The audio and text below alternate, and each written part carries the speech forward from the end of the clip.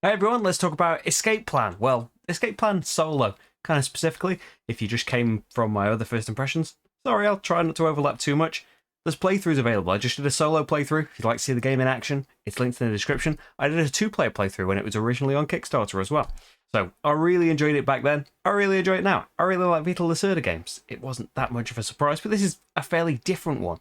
That there are still, interlocking mechanisms and stuff. There's still a lot of things that you would enjoy from other Vital Lacerda games, but I think this kind of stands alone as an easier one to learn for me. Kind of learn more than any other board game. Everyone's got their own ways of learning and stuff. But some ones that I thought were quite complicated are Vitals. Some people's easiest ones to learn. But I'd like the setting as well. It's very different for a kind of Euro-style game. This kind of post-heist escape from the city. There's sometimes you have to overlook the why are we only finding out what the city looks like now? Because things have gone wrong and we've got to escape. I really like the theme and how things are applied to it, and how, like in a lot of Beatles games, the theme kind of dictates what kind of mechanisms are present and how they work together, avoiding the police moving through this city. I really, really enjoy that. Specifically to the solo mode of it, though, that I don't think was there when I originally did my videos for it.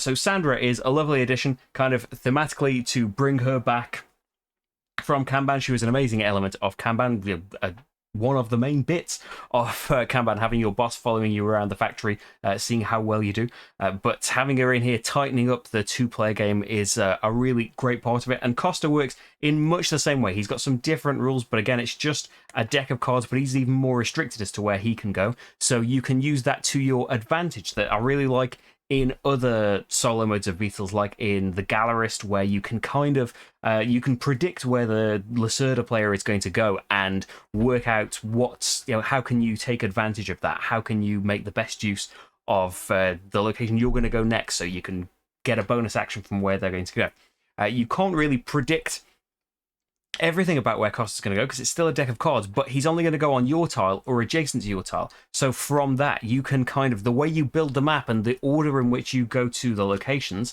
as well as he won't go to locations that are already locked off. So you can kind of use that to your advantage and maybe deliberately close off places. As soon as Sandra goes somewhere, maybe you want to go there next now, because unless Costa's before you in turn order, if Sandra's already been there, you want to go there first, because it not only means you can go there without needing a key, it freezes him out of there for the rest of the game. And you can start to see he's never going to go somewhere twice, same as Sandra. So you can start to narrow down where he's going to go and where you can freeze him out from. There's luck involved, because it can be quite swingy, because the way that tiles come out, the way you put businesses, how the exits get revealed, can really, really make a difference. And the order in which the bots can go to these places, because they're, especially Sandra will go to anywhere that's present on the map. So they could get in your way loads, they could get in your way not very much. It's more likely Costa's going to get in your way and make you pay his bribe. It can sometimes just be that's like the practice game I had of this just before I did the playthrough. Costa did absolutely awfully, barely got anything. I was like, I really hope that doesn't. I'm really glad that didn't happen in the playthrough, because it just makes him look like he's not competing. Whereas, if you haven't seen the playthrough, spoilers, did a lot better in the playthrough. It can be a bit of a random element in that, but still, you don't really know that, because you can't see his escape plan. You don't know which bags he's picked up, so it's still brings across things from the main game, in that you don't know when you need to go to places before they shut down, or where the police are quite going to be. You have some more control in that you're putting out the entire map, in that when police need to be moved around because of the notoriety levels, you get to move them all around.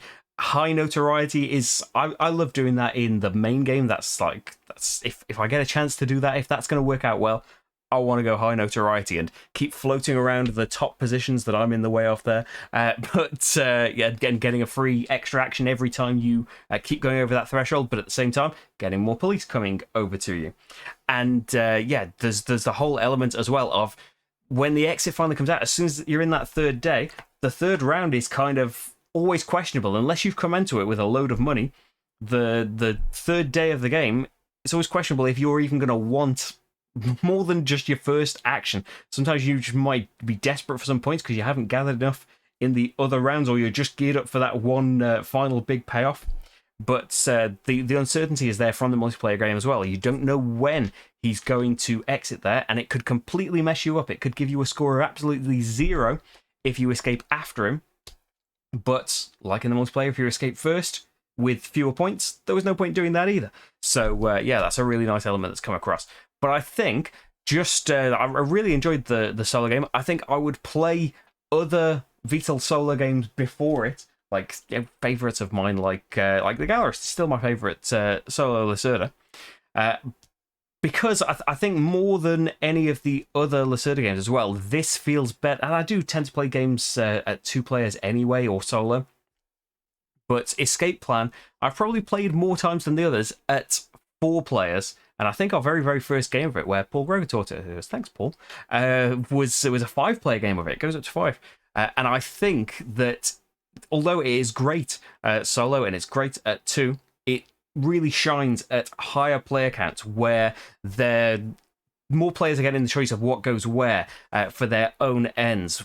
More players are going over and under these thresholds, and police are moving all about the place. And it's more of a decision where you're going to put them to kind of make things easier for yourself, moving them over to other people. If more people are spread around in the map, then there are more options of where the police can go depending on who's getting the higher notoriety. Yeah, I just think it's got that extra pizzazz at 4 or 5 players. But hey, that's Escape Plan. It's great at any of them, though. Hopefully the playthrough will have given you the best idea of whether you'd like it. I'm going to go now and get out of this green screen weirdness. Did this work out all right? Should I do it again? I hope it did. The green screen, I mean. Not the talking. I hope that went well too. Thank you very much for watching, though, and I'll see you for the next game. Bye, everyone.